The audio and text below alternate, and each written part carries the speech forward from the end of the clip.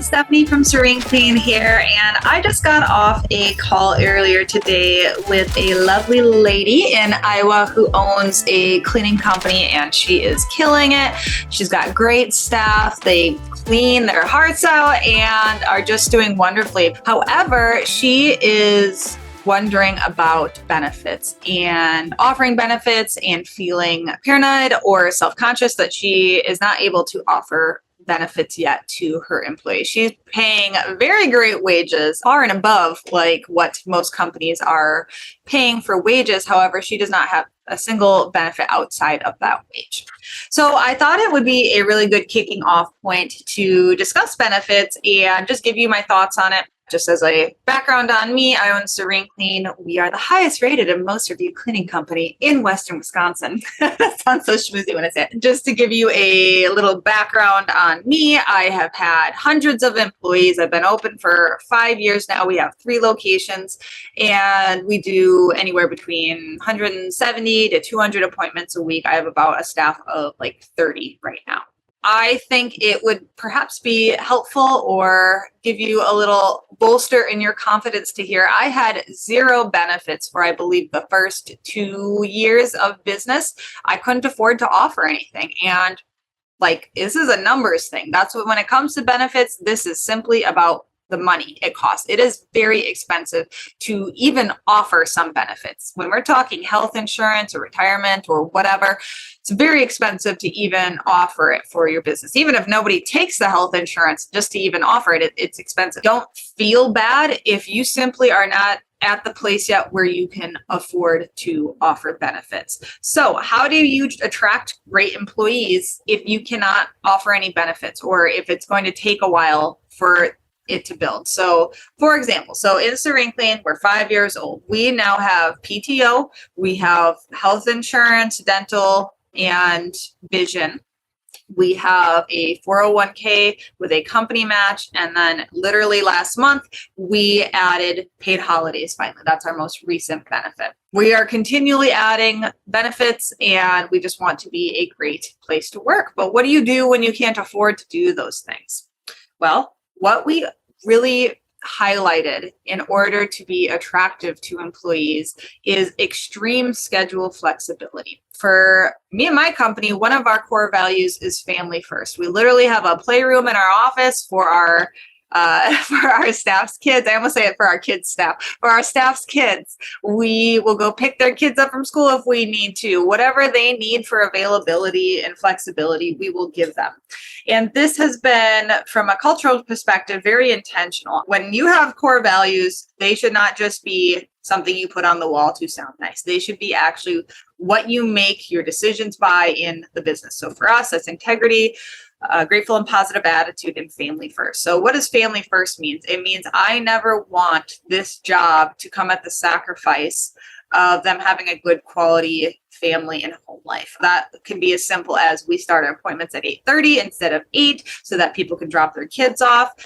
They can really have any availability they want. We are now enforcing they need to have at least 15 hours of availability a week for us to hire them. But previous to right now, we haven't even had that. We've had staff as low as 5 to 10 hours a week.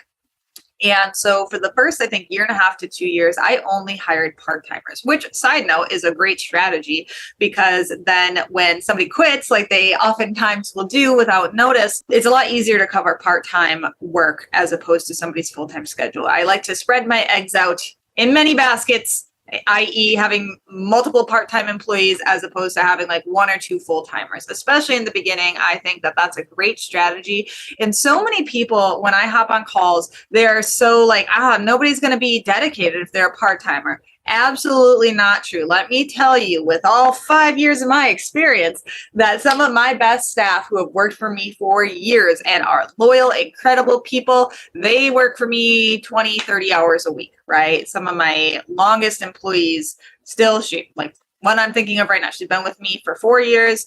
Every Wednesday she has off. One of my managers is off every single Monday, so she can spend that time doing her own thing at her house.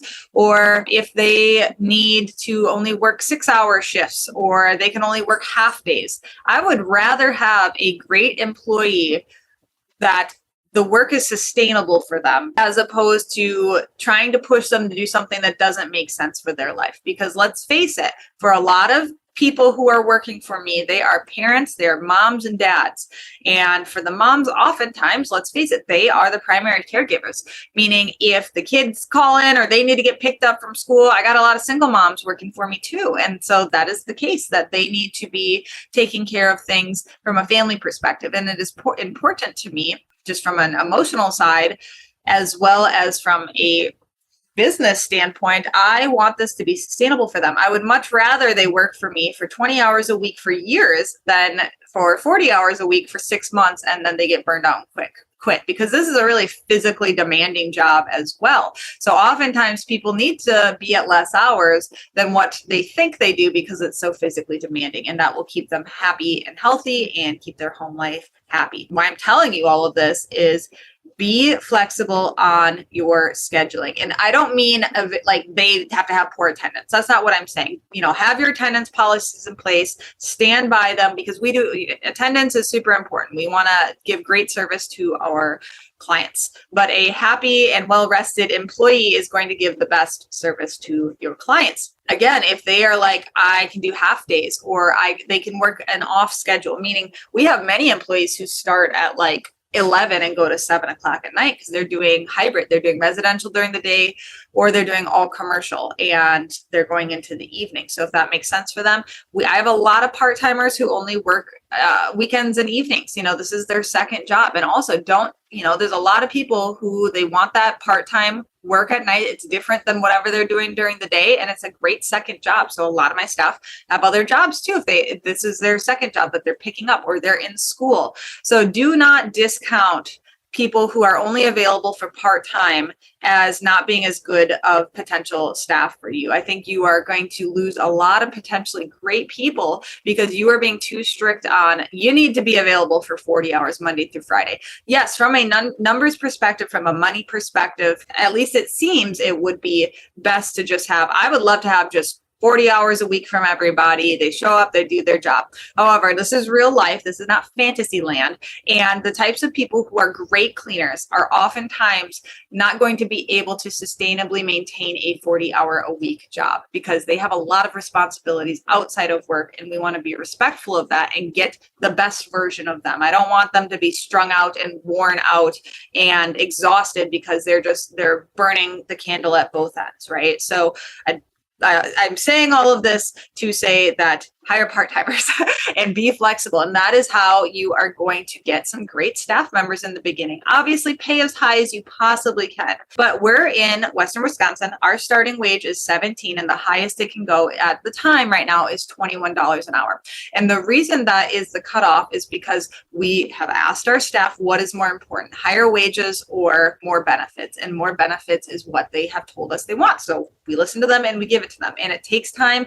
We communicate with them and we tell them what's coming down the pipeline. What is the next goal? And then when we hit it, great, that's wonderful. So I think the easiest and I guess most affordable benefit that you could start right away, and this is what I told the lady today on the phone, is PTO. So after a year, everybody can get a week of paid time off. I think that that's a great place to start. One, because it doesn't affect you that much from a financial perspective. Most people aren't taking the full week all at once. They're taking a day or two here or there, making a longer weekend. Number two, if they make it to a year, that's fantastic. If you can get a year out of an employee nowadays in today's hiring market, that's really good, right? And then you just can decide how much you want to add every year or what that looks like. I think that that's a great place. When it comes to health insurance, remember, it doesn't need to be this all or nothing thing. For us, we just utilize our payroll software, Gusto. They have all these different partners for different benefits. It makes it really, really easy. I'm not affiliated with Gusto. It's just what we use. We're able to get our health insurance right through that. And then we just use like Anthem, Blue Cross, Blue Shield, whatever it's called. And then it's a national health insurance. And so for us, I believe we do 30% premium coverage. And so is it the best? No, it's not, but it's what we can afford. And it is what is sustainable for us. I would love to have 100% premium covered for everybody, wouldn't I? That would be the most fabulous thing. But again, we got to take care of the financial health of the business so it can take care of everybody who works there, including yourself. We can always up that match. And so at least we're offering it so that a lot of our employees, their spouses, or they are able to get it in another way, their health insurance. But this way we at least offer it. And then we can say we offer it. It's an option. And a lot of people just get either their vision or their dental through us too. So more people utilize that. So I would say you could always ramp it up later. You can always add more later. Keep it sustainable for you. From there, we offer a 401k with a 100% on the first 2% of whatever. You know what I mean. It's complicated to explain, but you understand what I'm trying to say. That is through Gusto, our payroll software, and the partner that we use that is suggested by Gusto is called Guideline, lots of G's. And we're able to adjust and set up how much we want to match. And it's just really, really simple and easy there too. And again, we can, we're still a fairly new company. We're trying to be sustainable. I'm trying to make wise financial decisions for the business, considering we do so much other things when it comes to finances. Like we donate a lot. We donate a lot of cleanings. We give a lot in our community. We do monthly donations to local nonprofits in our area, and just giving is a big part. We also do very large Christmas bonuses and Christmas and July bonuses. So again, it's a balancing act of cash versus benefits that you could give people. So it just depends. And I think a little of both is great. And then finally, we just last month in April started paid holidays, and that's going to be for everybody. And we're doing a tiered system. Basically, if they work less than like 20 or 30 hours, then they get, I think, 4 hours of paid holiday on each available holiday, all of the federal holidays that we are doing. I think we're doing like 6 of them, the big ones, and then for anybody over 30 hours, they get 6 hours of paid holiday. And again, is that a full 8-hour day? No, but most people aren't working full 8-hour days for us. And they're not going to look a gift horse in the mouth and be like, oh, only 6 hours of paid holiday. Like, nobody's going to say that. Anything that you can do, don't feel self-conscious. You can always do more later. Make this sustainable for you and your business from a financial perspective. But the number one benefit that you can give your staff is being a great boss, being a great leader, being reasonable, being flexible, being appreciative. Those are the things that are going to keep people. Yes, benefits and money are very, very important. And I talk about money a lot with my staff because I think you are kind of in charge of helping them achieve their financial goals and what they need in their lives from a financial perspective. So definitely, it's not the whole, we're just a big family here and money doesn't matter. Money absolutely matters. Benefits matter. But at the end of the day, if your culture is a mess and you are a terrible boss and you don't respect people or you don't take care of business and fire people when they need to be fired, none of this matters. So those are the things you can really shine on. And if you can offer other things, even employee lunches, we take our employees all out to lunch. We do, lunch with the managers on a regular basis for every employee. Every single month, we write a handwritten letter to one employee and we include $100 bill and we mail it to them. So why do we do that?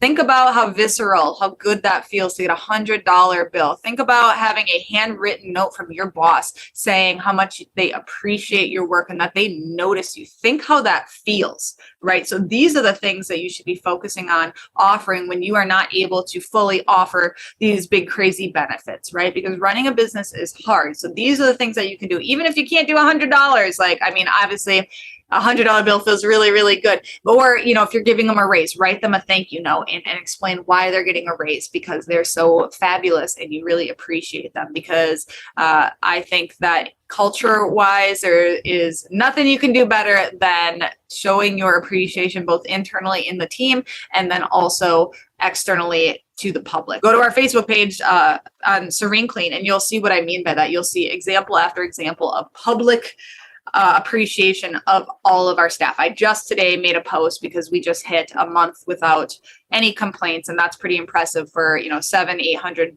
appointments a month for 0 complaints. So I took every employee's picture, put it on an appreciation post, and wrote a big long post telling how proud I am of them, right? Because having your boss pat you on the back, no, does it pay the bills? No.